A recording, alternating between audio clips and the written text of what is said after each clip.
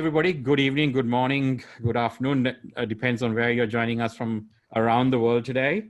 Thank you for joining us again on another marketing in a pandemic series. So today we're going to talk about changing how you sell, digital sales transformation. And we are at Pandemic Punditry honored to have in our company today, Graham Hawkins, a legendary sales guru, as I would like to call him. He's a LinkedIn top voice. He's an author of 2 books. He's done a lot of things. I've find him to be somebody who talks a lot of sense. He uses a 21st century playbook, as I call it, in terms of what he has as prescriptions or guidance or advice for salespeople. And I'm really happy that he's here because I think we will have a lot to talk about today in a time when everybody on the sales side is feeling a lot of challenges because of the pandemic.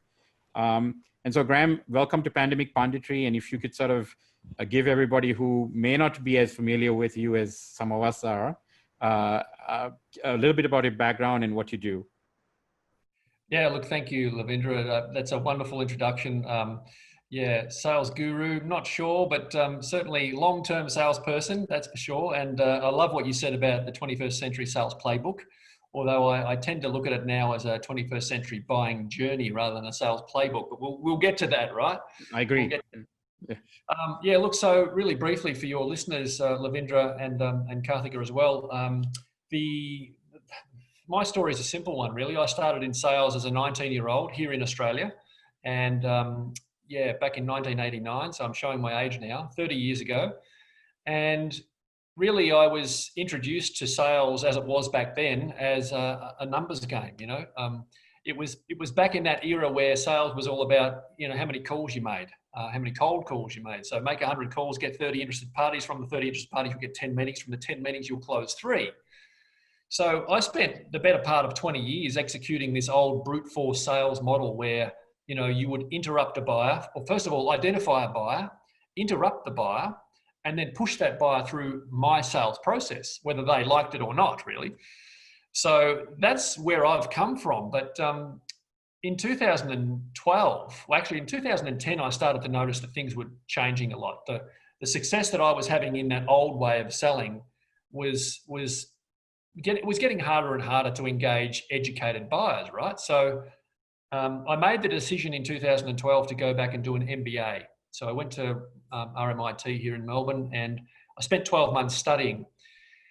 And where things really changed for me completely was that I went out and interviewed buyers during a research project. I spent 12 months going and speaking with senior enterprise procurement people and vendor management people. And I specifically asked them the question, what's it like for you, Mr. or Mrs. Buyer, to engage with vendor salespeople? And I did long form interviews and I collected all of this feedback. And frankly, most of it was quite confronting for me because I was an old school sales guy, right? Right. And so I got all of this feedback and it was quite consistent across the board. And it was quite confronting, as I said. So all of that research led to my first book, which is called Sales Transformation. I got so fascinated in how much change was happening back then. I'm talking 8 years ago. That I started to think, wow, where's this going and what are the implications for the sales profession? For people like me who've been used to selling this certain way, what does this mean for all of us moving forward? And so then I set about writing a second book, which is The Future of the Sales Profession. And I'm pleased to say that that's now an Amazon bestseller, which is way better than I expected. Yeah, right. I was very pleased with that. And it was during that research phase, Lavindra, of writing the second book that I realized there was an opportunity to go and start a business, and that's where Sales Tribe was born. But the majority of my career, as I said, was working with US software companies in the Asia Pac region. I did spend a little bit of time living and working in London as well, 4 years. But for 30 years, I've been in sales and sales leadership roles with mostly US software companies until now. Wow. Yeah, I mean, that's amazing. And I think it's interesting how you went and actually started talking to buyers. I mean, a recent Gartner 2019 Gartner survey says that 77% of buyers feel that their selling, buying experience is complex and hard, and actually, is a challenge. 77%. So obviously, the way we sort of sell today or companies try to sell is not working from a buyer's perspective, right? And that's, I think, a key part of what you're saying, your message. So, I mean, how does one change one's orientation, maybe, or approach to doing sales? Or I hate the word. I personally use the word buyer facilitation in my nomenclature now, because I think we facilitate the buying process. It's not that we're trying to sell somebody something. And I think Karthika has a great one. She calls them sense-making advisors, right? So you try to make sense of all the content information that not only you produce, but other people produce on a particular problem and a solution. So I like both those terms, and I hate the word salesperson now. I think it's trite. But tell me, I mean, what is the process someone needs to adopt to sort of make a radical change, or adapt to the new sort of reality out there, actually? Yeah, look, it's a complex subject, right? And I don't think you can overstate how much things are changing. We'll come to COVID in a second and the big changes that it's creating. But even before COVID, things were changing so dramatically. I keep saying to my clients, when buyers change how they buy, sellers have to change how they sell. Whether we like it or not, that's just the reality. The buyer is in control. We are now in the age of the customer. And so giving the buyer the delightful experience that they now expect it's incumbent upon us as salespeople to do that. Otherwise, if you're still chasing buyers, interrupting, manipulating, persuading buyers in 2020, you won't be in business for long, because their expectations are right up here now, right? So I think, to your question, Lavindra, what we have to do is make the mindset shift from selling to educating, to solving problems. You know, I often say a sale is just something that happens when you're immersed in helping your buyer solve a problem. It's just the byproduct, right? So I think that's the first thing, is to make the mindset shift that we're not here to sell anything anymore. There's that great saying, I think it was David Meerman Scott said, you sell more when you stop selling. And that other one that goes with it, I think, is great too. I'm a collector of great quotes, as you can tell with writing books. You do a lot of research. But the other one is, when you sell, you break rapport. But when you educate, you build rapport. Right. Exactly. I think everyone that's in business now just has to make that mindset shift first and foremost. Put yourself in the shoes of the buyer, and then just give the buyer the experience they now expect. And do you see, as a profession, and I take this kind of exception to a lot of sales coaching out there and selling techniques and methodologies. They always a push approach, and our profession, unfortunately, doesn't seem to have gone through a transformation. That Karthika is a marketing expert. Marketing's completely changed its orientation, its technology. I mean, it's rewritten its own book and thrown out whatever is sort of, and most of it has been thrown out and redone. And sales, I mean, we're still talking, funnels, we're talking, all kinds of stuff, right? I mean, it's like you listen to people and you go, where are you, where have you been? Is this really a problem with sort of the fact that, unlike marketing, maybe sales, I mean, we don't have any profession. I mean, RMIT, you do some work there in the executive MBA program, but a lot of MBA programs, I mean, there's no real professional body, right, that provides us, professionals in the sales business, any kind of formal, education or new information. I mean, it's like you fend for yourself, right? And if you fail in some other venture or profession, you somehow end up in sales, right? I mean, that's really not what it needs to be, right? I mean, do you see that? I mean, do you agree with that? Oh, look, I agree 100%. You're spot on. And yeah, there's that old thing about we're all accidental salespeople. No one sets out to have a career in sales, right? So, but Lavindra, my mother's a history teacher, and she often used to say to me growing up that you can't know who you are today until you understand where you've come from.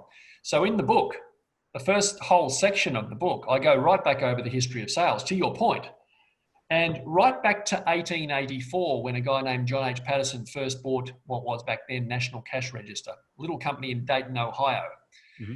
And way back in 1884, John H. Patterson realized that what he needed was these autonomous agents out in the field. And he needed to give them a geographic territory and give them a quota each month to sell these cash register machines. And he would reward them with a commission. The long story short is, all the way through to the 2000s, 130 years, we've still got quotas, we've still got territories, we've still got commissions. And to your point, in Karthika, you know, marketing has changed a lot. Sales is still stuck in, or in lots of parts of it, still stuck in the 20th century, and in fact, some of the 19th century type stuff. So it hasn't changed much at all, really. Yeah, yeah. Karthika, I know you have some questions for Graham as well from a marketing perspective. Yeah. Sorry, I was sorting out the text, but Graham, I was listening to you. We're live on YouTube now, Graham, just so you know. So, yeah. So, I mean, I have to actually dispute what Lavi said in the sense that marketing people have changed how they think and things like that. There are tons of people I talk to, and I'm like, this is not how, you can't do things like this. And when you change, and when that change happened for you, did you feel like you were talking Greek when other people were listening to you? Did you feel the same way? Like when you put out your book, Sales Transformation, were people like, what's this guy on about? Absolutely. Absolutely. In fact, at the same time that I launched the second book, sort of, you know, talking about this forward-looking view of where sales was going, I was also posting a lot on LinkedIn, and the amount of people who, some of them got quite grumpy with me, actually. They were quite argumentative about my approach because, hey, sales has always been done this way. That's how it is. It's not going to change. You've got to make calls, and you've got to push the buyer and close the deal. You know, hunters and closers and all that stuff. So I started to preach this new message of no, forget all of that. Like, I've done every sales training course. I've read every one of those old-fashioned books, from precision selling, solution selling, target account selling, value-based selling, strategic selling, BIM, Challenger. I've done them all, right? And it wasn't until I really went out and interviewed buyers and said, what do you think, that I got that real slap in the face almost to say, this is not what we want. We don't want that old stuff. We want a new way. So, yes, I got roundly condemned by a lot of people early on, Karthika, that said, this guy's dreaming, he doesn't know what he's talking about. So for you, in your mind, like, you were obviously able to make that shift, right? What do you think is holding back some of the other salespeople from doing the same thing? That's a complex answer, and I could spend a day answering that, I think. But in short, I think one of the biggest problems we have in our business is convincing outdated leaders that we need to change, because it all comes down from the top, right? Right. Excuse me. The sales guys who are just chasing their KPIs and trying to hit their monthly, quarterly numbers, they're being measured, managed, and rewarded by a leader who still thinks that they understand what the buyer wants. And quite often they've made some assumptions about what modern buyers want. They still think modern buyers are the same as they were back in the 1990s, and they're not. So that's one of my biggest challenges, is to get senior leaders to stop putting the same old pressure on the sales director to just churn out the numbers, you know. The second part, I think a lot of them are unaware, I think, Graham, I mean, of you know, some serious fundamentals. I mean, today, you know, Gartner and even Forrester have done this as well. They say, you know, 17% of the time, 17% is the time actually buyers spend with the supplier. And if you have multiple suppliers in that loop, it's 5 to 6% with each rep. So, you know, you're at a point where in the entire, you know, life cycle of a sale, only 17% of the buying decision of the time is spent with actually people who are selling something. I mean, and I would like to get your sort of thoughts on this. You know, with the pandemic, I would, and this is 2019 number, right? I mean, are you seeing a lot less of this happening? I mean, that even that 17% is shrinking, the face time that a salesperson has, or in this case, virtual time or whatever, with an actual buyer. I mean, they've done most of their homework way before they call you. 100%. And that was the point I was going to make, Lavindra, is, you know, when you talk to buyers about the process they go through when they're buying even low value, low cycle time sort of stuff, they're right. At least to 80% of the way through decision making before they want to talk to a vendor. Right. So, you know, if that's the case, if they're all the way through that decision making, by the time you turn up, Mr. Sales Guy, you turn up to have that first meeting, they've probably already selected their preferred vendor. Right. And so, yeah, the time spent now in trying to quickly qualify whether or not there's the right fit here to win a deal or to move forward with a relationship, I argue with my clients now, you're almost at that point where if you're coming in late all the time, you need to be better at qualifying out than qualifying in.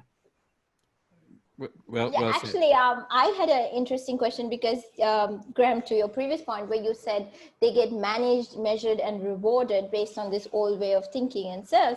And Lavi, you always were a strong proponent that salespeople should not be paid a commission. That if Hallelujah.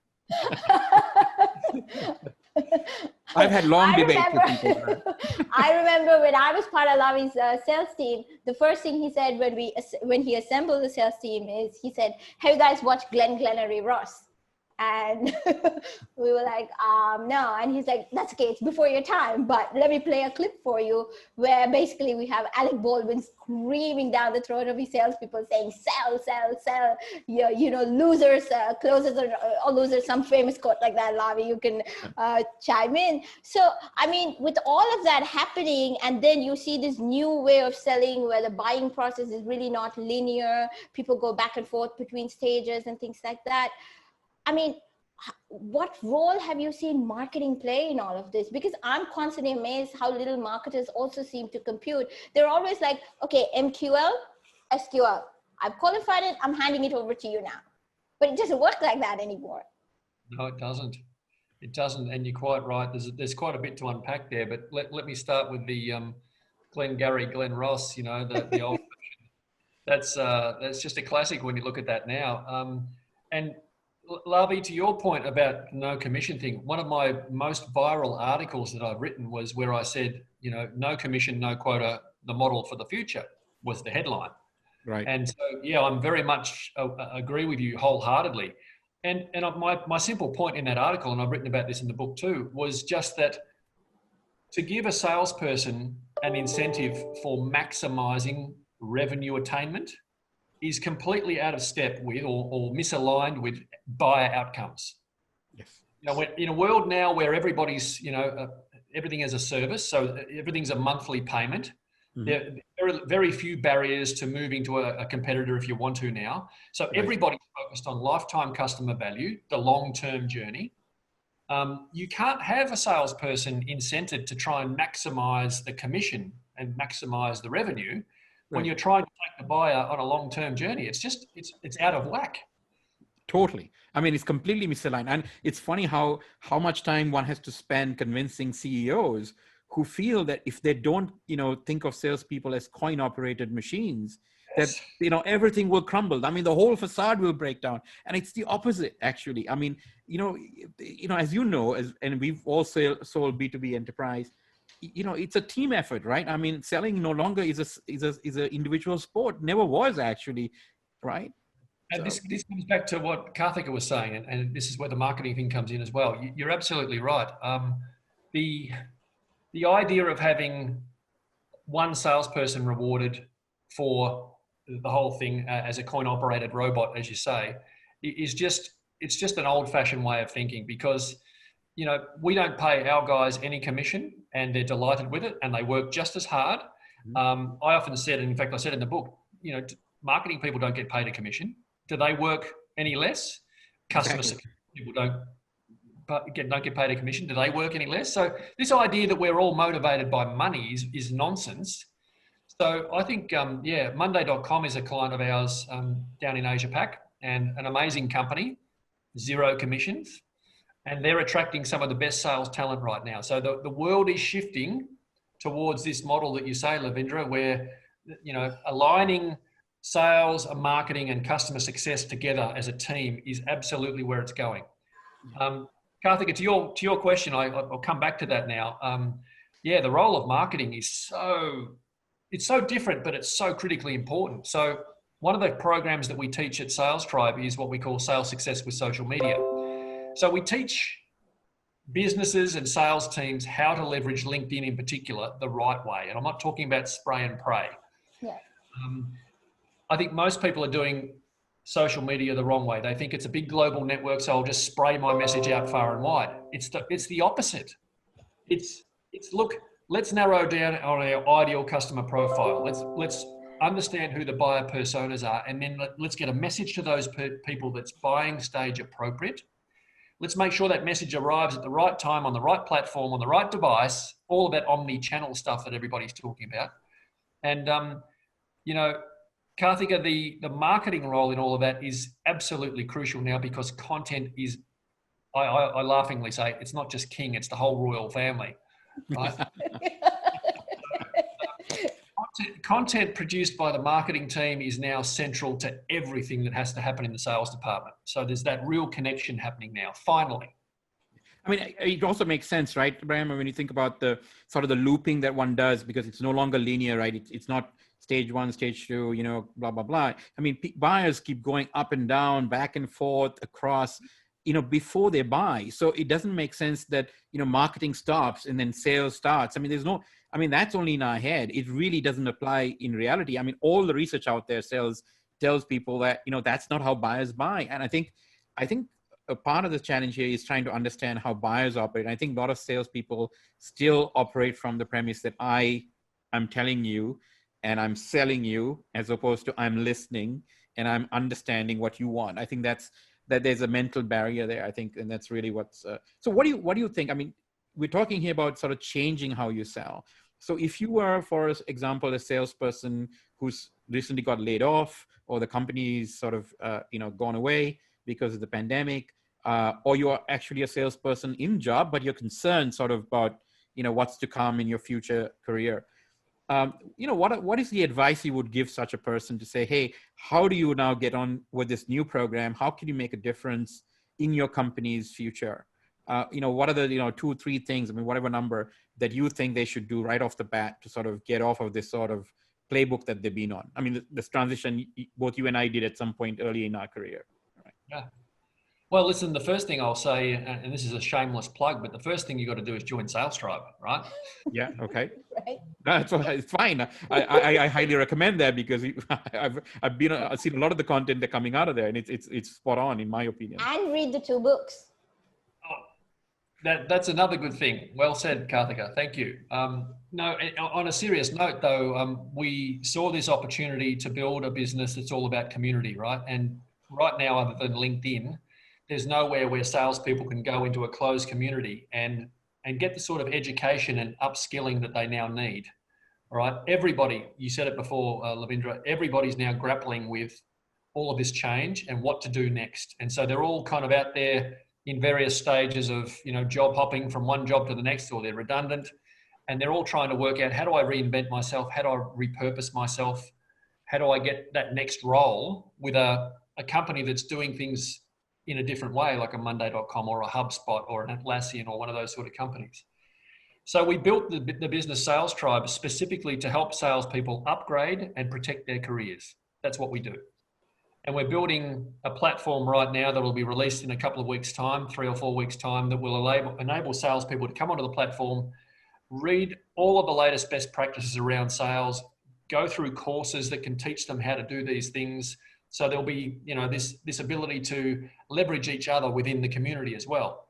The network effects, if you like. Mm-hmm. That's the first thing. The second thing, we have to try and, as a sales individual, we have to try and understand our buyers properly. Like we pay scant regard to what the buyers really want in reality. We're all focused on the KPIs that they give us, to your point, Karthika, you know, measured, managed and rewarded a certain way. That's what I have to do to keep my job. Okay, just churn through the numbers. We have to stop if we can. And I know it's not easy for salespeople to do that, because you've got a boss you've got to report to who's saying, do this.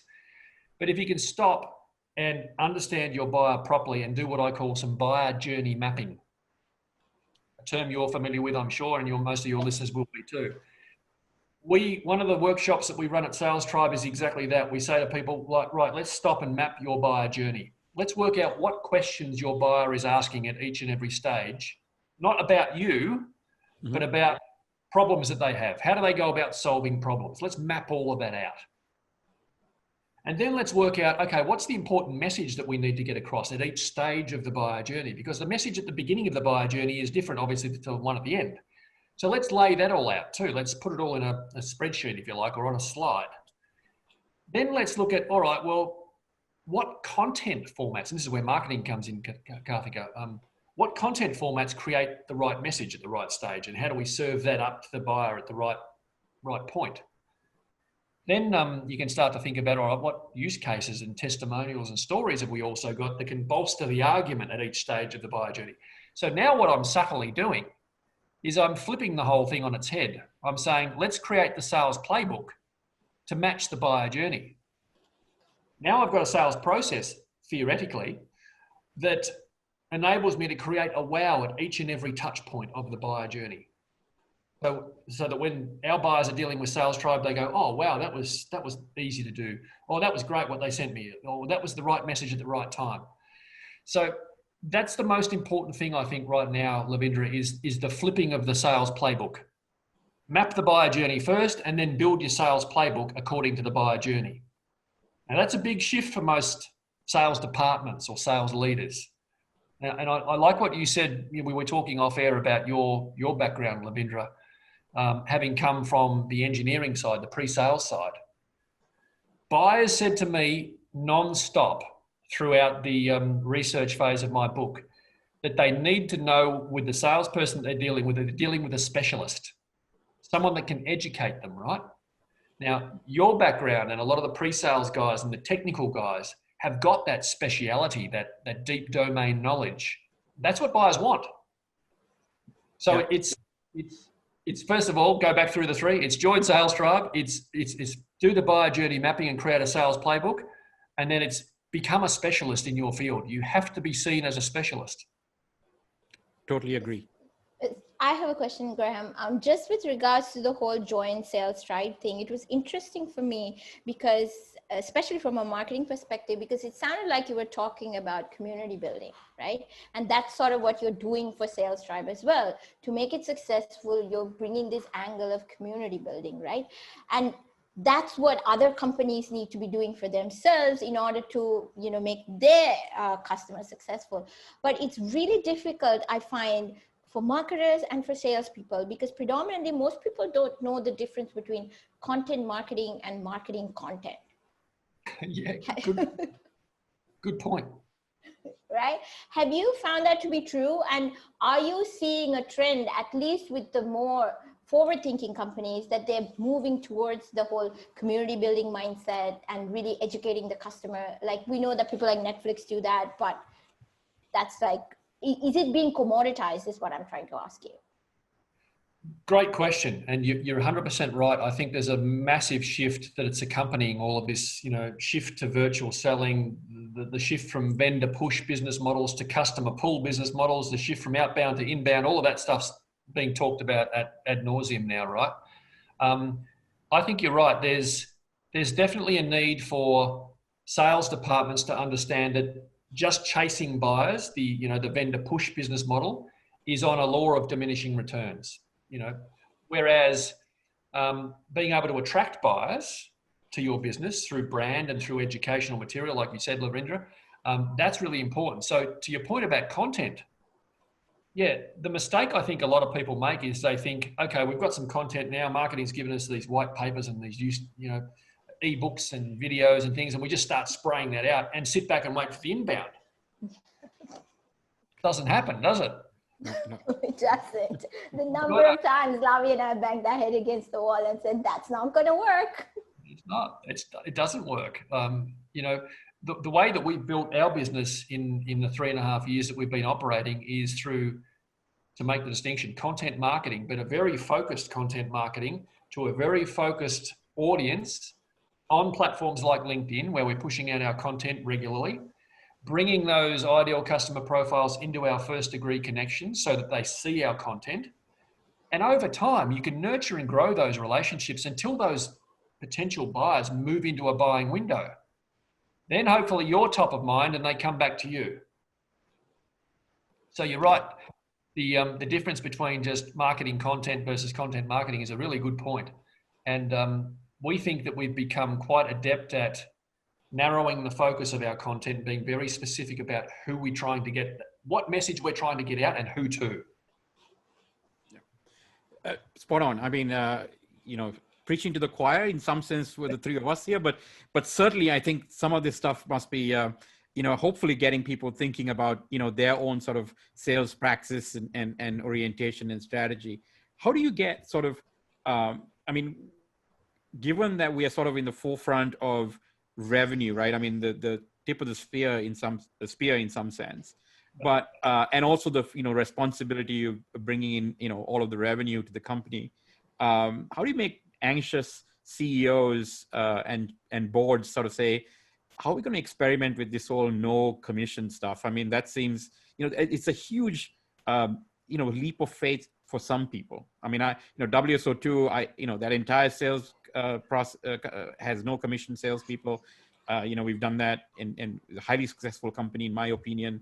So it works. I know it works. I've done it in many other places where I don't believe commission salespeople, and this independent agent mentality is aligned with the rest of the corporate ethos. But how do you make those CEOs take that leap and say, yeah, you know what, I'm going to actually scrap the quotas, scrap the commission model, and I'm going to focus on my customer. I know a lot of people pay lip service to that about, this whole new buzzword of customer experiences. And, we're all of the outward conversations or the mantras is, the Harvard Business School types is all about, customer first. But at the end of the day, their salespeople still get commission. So, that's where that breakdown happens, right? Because commission salespeople are not definitely putting the customer first, they're putting themselves first. I mean, we all know that. Correct. Listen, it's a really interesting topic. And as I said before, it's one of the biggest challenges I have in my business when we're dealing with, business leaders. It's getting them to shift their mindset. Listen, talking to CEOs or CFOs, those senior, even board members, you've got to talk in those financial, commercial metrics to get their attention. So let's focus on the two key ones. Well, actually the three key ones that I think are critically important now. First of all is lifetime customer value. Mm-hmm. Second of all is cost of acquisition. Mm-hmm. And the third one, which is arguably the most important one in this new world that we all operate in, subscription model, consumption models, is net retention, churn. Yeah. So if I'm talking to a CFO or a CEO, I'm going to say, listen, tell me about the ratio between cost of acquisition and lifetime customer value. And once upon a time, Lavindra, you'll know this from your days, once upon a time, that was all about a 3-to-1 ratio. So if the lifetime value of the customer was $900,000, then the cost of acquisition should be about $300,000, thereabouts, allowing for margin and contribution margin, et cetera, et cetera. Nowadays, in this new subscription world where people can switch and change, the ratio is something like 9-to-1. And in fact, when you think about it, 90% of the revenue, actually, the CEO of Tatango said not long ago, a year ago, that 70% of revenues are now being generated post the initial sale. So once upon a time, you and I would sell something in the old days, Lavindra. It was a big purchase order up front. You won the deal and you banked the money. Yes. Now the money's coming in micro transactions after the sale, right? Right. So if you start talking about those two key metrics of lifetime customer value and cost of acquisition, your question about commission just adds enormously to the cost of acquisition. And when you look at businesses like Atlassian, whose cost of sales and marketing as a percentage of revenue is somewhere around 19%. Yep. It makes them so much more competitive because they can keep reinvesting in product development, right? Yep. So you've got to focus on some of those financial metrics, I think, to get these senior people to understand why they have to change. That's great. That was spot on. I'm glad you sort of mentioned those three metrics so clearly, and I'm hoping the CFOs and CEOs on this call or will watch us in the future understand that. I think it's a very well made financial argument for why you shouldn't be doing that. Great, thank you. Yeah, no worries. And also to Lavi's point, and also to your point, Graham, is we spoke about contributing the royal family, etc. And then Lavi mentioned about, the Harvard Business Lab saying customers always right. But if you're like a buyer, facilitator, or an advisor, and you're educating the customer, is the customer always right? Or are you trying to help them just be successful? Should we get out of that mentality that the customer is always right and they say, yep, here's your product, take it and go? Yeah, customers don't want to be pandered to, right? They want to be advised and educated. So if they're wrong, educate them in a respectful, polite way and explain to them, no, listen, I understand why you're doing it that way, Mr. or Mrs. Customer, but have you thought about maybe looking at this? You can, if you do it the right way, you can certainly change their opinions. I mean, that was kind of what Challenger Sale was all about. So yeah, I think buyers don't necessarily respect the salesperson for just saying, yes, sir, no, sir, 3 bags full, sir, right? Yeah. So, yeah, I think there's a mindset shift there that has to happen. But Lavi, just to go back to that point there, also the key metrics, the 3 key metrics. Mm-hmm. The other one that's really important when you think about it is churn, net retention, right? Mm-hmm. I heard a great saying recently that I absolutely agree with, and that is that churn happens at the point of sale. And the guy that made the point, Dan Steinman from Gainsight, said this in his great book. He said, most sales departments create an incentive for their sales teams to push poor fit customers into the funnel. Yeah. It's just get the fun, 3 to 5 times quota in your pipeline. How many calls have you made? Fill the top of the funnel with as much stuff as you can, right? And what we're invariably doing, or inevitably we're doing, is we're getting poor fit customers into the platform, and then all of a sudden, 6 months later, they churn. Sure. Yep. So we have to remove the incentives that drive the wrong behaviors. Right. Exactly. And I think interesting. Sorry, Larry. We've got an interesting question coming in from Norbert from France. He says, "Great webinar. Thanks for joining us today, Norbert. Due to the pandemic and digital transformation, it implies there's a great opportunity to quit these 20th century bad selling habits, don't you think?" My old friend Norbert. Good to see Norbert on the line. Thanks for the question, Norbert. Well done. Digital transformation, it implies there's a great opportunity to quit these 20th century bad selling habits. What do you think? Yeah, absolutely. 100%. If we can, look, listen, all of this change sounds daunting, and it all sounds, in some cases cataclysmic, right? It's all a big catastrophe, but actually it represents opportunity. Change always represents opportunity. And I think for Norbert's question, I think for those of us that can adapt quickly to some of these new ways of doing things, the opportunity is immense. I think we have one more question as well there. Yeah, we do. Actually, it's from somebody anonymous, but could you provide an example on how to map buyer's journey to the sales playbook? Yeah, good question. There's 2 or 3 day workshops that we run with our clients to do exactly that.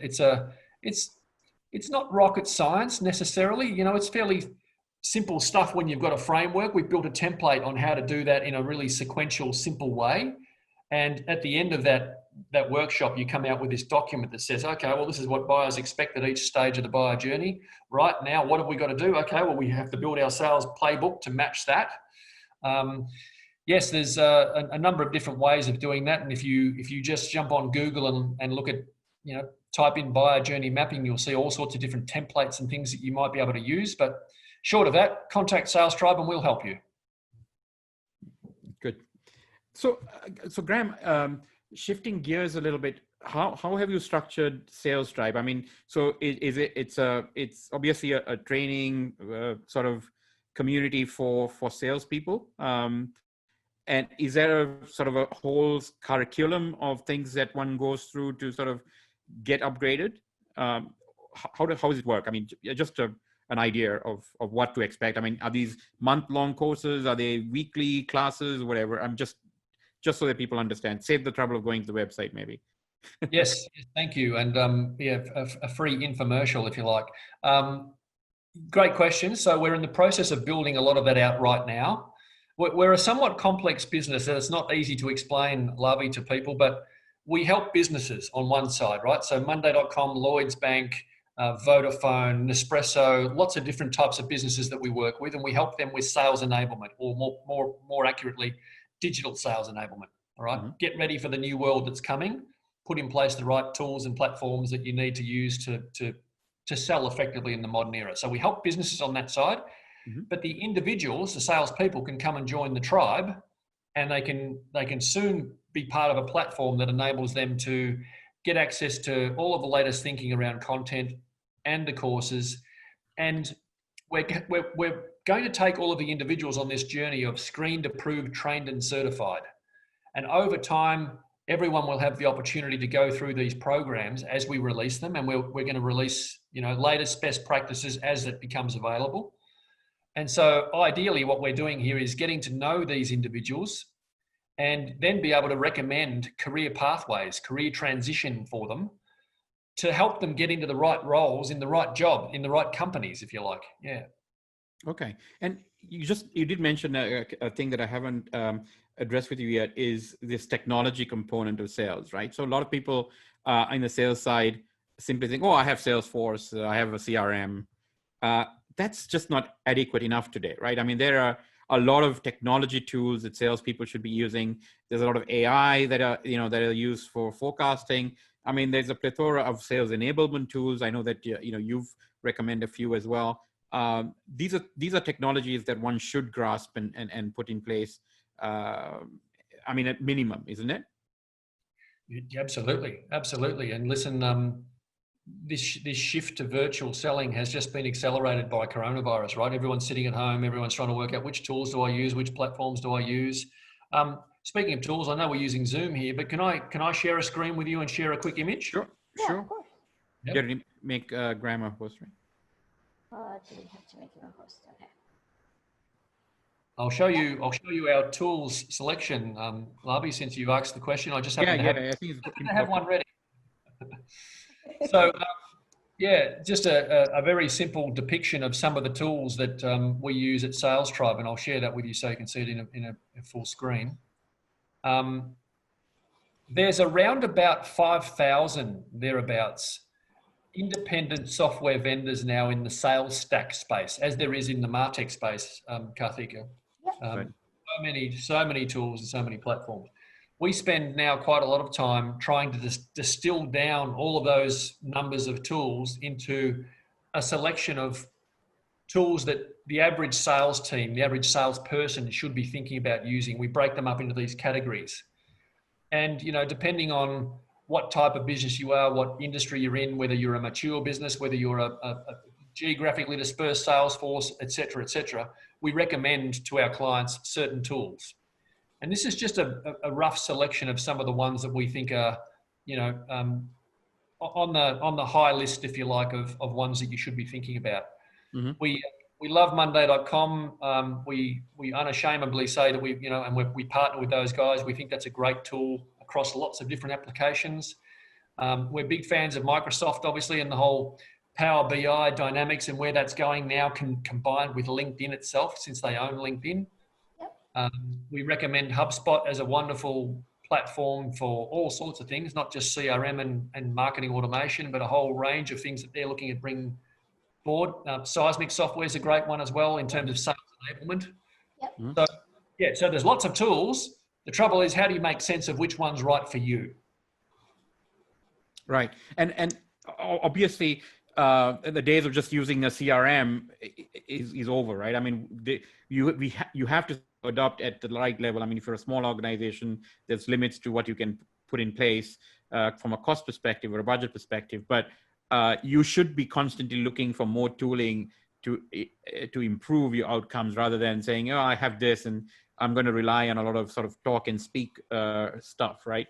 It's funny, there's a lot of people that, I speak to a lot of startups and founders of startups, and their first sort of go-to position in the sales area is cold call, like lead gen. Let's just pick up the phone and let's hire some people and make calls. And I tell them this. I said, there isn't an elevator pitch good enough, and there isn't a suave, debonair pitch person that can pitch enough that someone who don't know you from Adam will actually buy. So, I mean, there isn't a pitch. There isn't somebody who can, even if you're going to sing it to them, right, you're not going to get attention because they don't know you from Adam. And I asked them, when was the last time you bought something from someone like that, completely cold?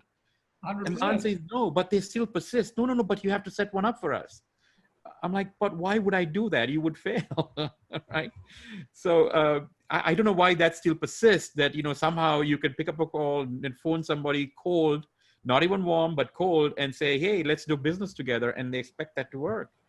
Yeah, 100%. Listen, as buyers, all of us are now highly adept at blocking, right? I don't answer the unknown caller. When the phone rings, if I don't know who it is, I don't answer. Yep. And the same's now happening with my email inbox. If I don't know who this person is who's in my inbox, then I'll either block it or just put it straight to junk. So those old-fashioned outreach methodologies, they're not underpinned by any kind of knowledge of the buyer. It's just spray and pray. and it's got to stop. It's so the return on that investment now is so low that it's not worth doing. Worse still, it damages your brand. It makes you look desperate.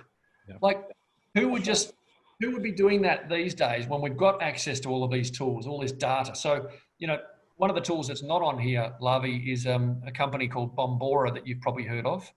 Okay. And Bombora is one of those buyer intent data companies where vendors can get access to certain information about buyers who might be now moving into a buying window, real time. Okay. And they can leverage that data and say, okay, well, it looks like, Westpac Bank in Australia just might be looking for a CRM. Okay, now's a good time to contact them. The data is available. Yeah. We don't need to just pick up the phone and start calling cold. We can leverage LinkedIn and create and nurture a relationship on LinkedIn over time without just sort of, bombarding people with a blanket message. Yeah. I agree with you. We've just got a very interesting question coming through from Gehan Dias. Thanks for joining us today. Hi Derek, great talk so far. Can we hear a little bit more about marketing in the new world, i.e. how to effectively reach target buyers and generate leads in the new world? And you were sort of going in that direction, Graham, so I thought I'd interject with the question. Yeah, it's a great question, Gehan. And look, it's top of mind on every business's sort of agenda right now is how do we get more leads, particularly now with COVID and what's happening. So, I always go back to that thing about visibility creates opportunity, right? So first and foremost, let's make sure we're visible. And to your point before, Karthika, about content marketing versus marketing content, you've got to have the right strategy in mind. You've got to be very clear about who your buyer is and what message you're trying to get out there. But then you've got to do the work to get out there in the marketplace and create the visibility. Once you've created some visibility and you've got attention, which is the hardest thing in all the noise that's going on, then you might be a chance to actually get a seat at the table, or as I put it, open a narrative that you can then carry forward, right? That's the big challenge. So it's a great question by Gehan around how do we do that? So we focused a lot of time and energy at Sales Tribe on this program that I mentioned before, Sales Success with Social Media, that teaches salespeople how to create the right profile that's credible, that's trustworthy, how to then build a network of ideal customer profiles that you can nurture over time, how to use content to get their attention and educate them and be seen as a resource that might be able to help them, and then open with a narrative that you can carry forward and nurture that relationship over time. The key thing here is patience. Surprise, surprise. Take your time. Be patient. You don't have to, grab a lead quickly and, quick, it's a lead, it's an SQL, go, hand it off to the BDM and he tries to rapidly close it because that's what his boss told him. Yeah, I mean, so there's sort of two themes I'm seeing in sort of a thread weaving through our conversation today. I just want to get your feedback on that. One is this whole concept of, the amount, I mean, obviously the customer is doing a huge amount of research, both online and offline and with peers and others on sort of what they need to buy or what the solution should be. So the huge quantum of research that they do. I don't see, and I've always professed this within sort of the organizations that I've run for sales, that research, that component is something the salespeople need to do, that you need to do your own research way before you pick up a phone call or even respond to a query. Research and find out, everything that's going on, not only just about that customer or their company, but around that company. I mean, who are their competitors? What are they doing that's different from the company you're about to speak to, right? And what are the industry trends? I mean, this is a lot of work. There's a lot of homework. I mean, this is almost amount of due diligence that financial people sort of do on companies they want to put money into, right? So you got to be that sort of credible when you do that. That's one sort of theme. I think a lot of salespeople just don't want to spend the time. They expect marketing to do that. That's one.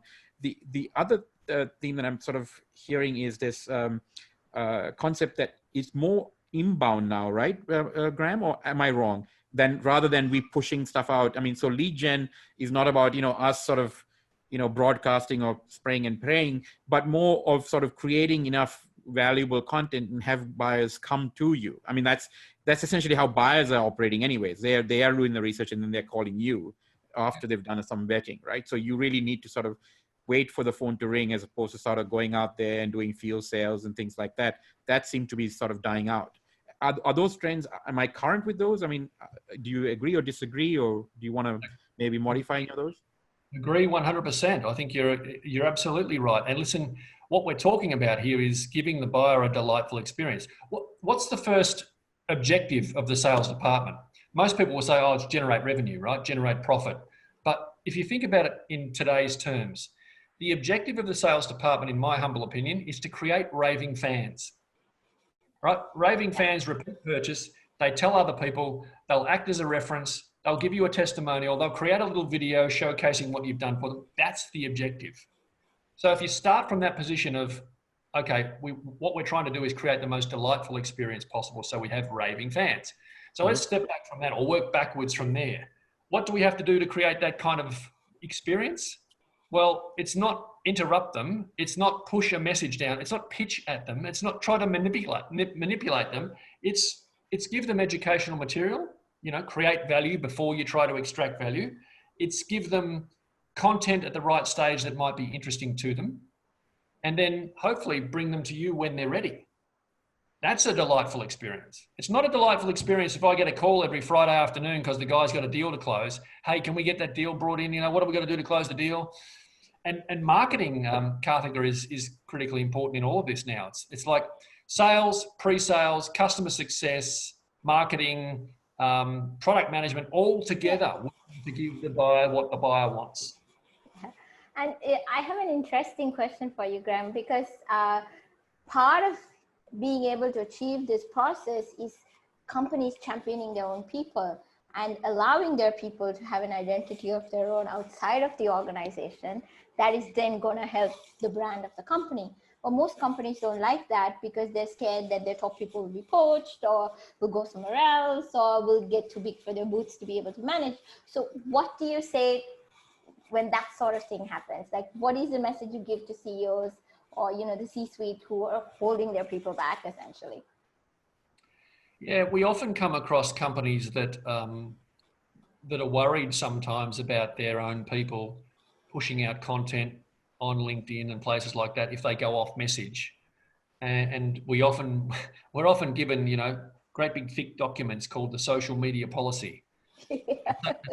Salespeople are told you can't say this and you can't say that and don't say this. And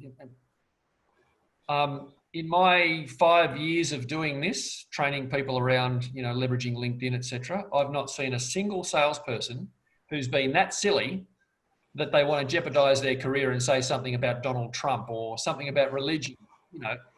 They generally, they're not that silly.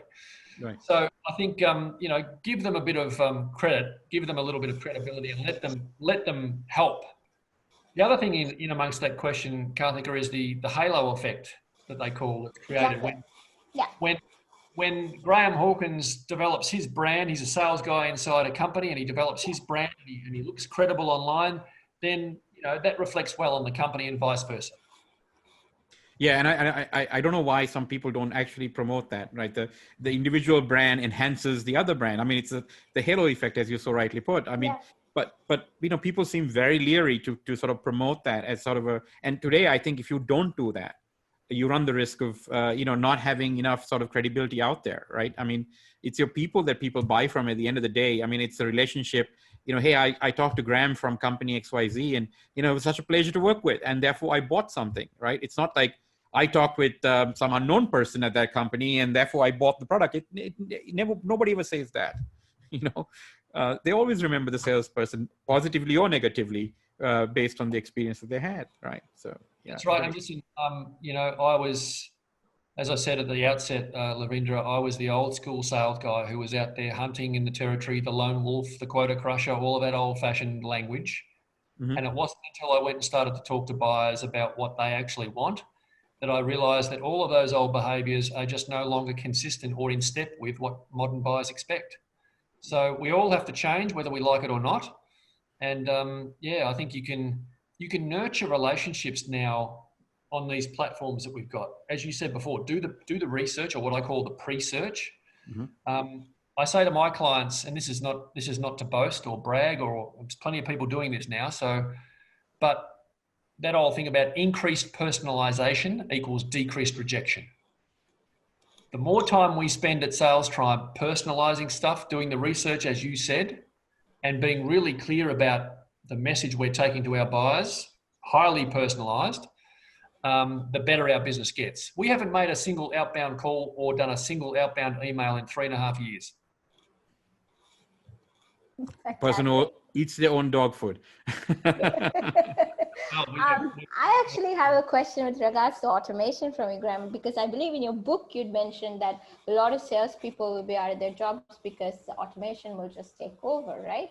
But then again, on the other hand, we have the whole relationship and nurturing, and people will always remember how the salesperson made them feel, and hence the reason for the ultimate sale. So how do we sort of, marry the two almost, to say, how do we use AI effectively, but still keep the human angle?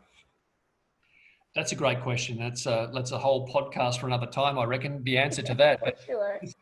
Short, I think, Karthika, it's a great point. I think salespeople just have to, or people in general, we all have to learn how to work alongside these new tools, right?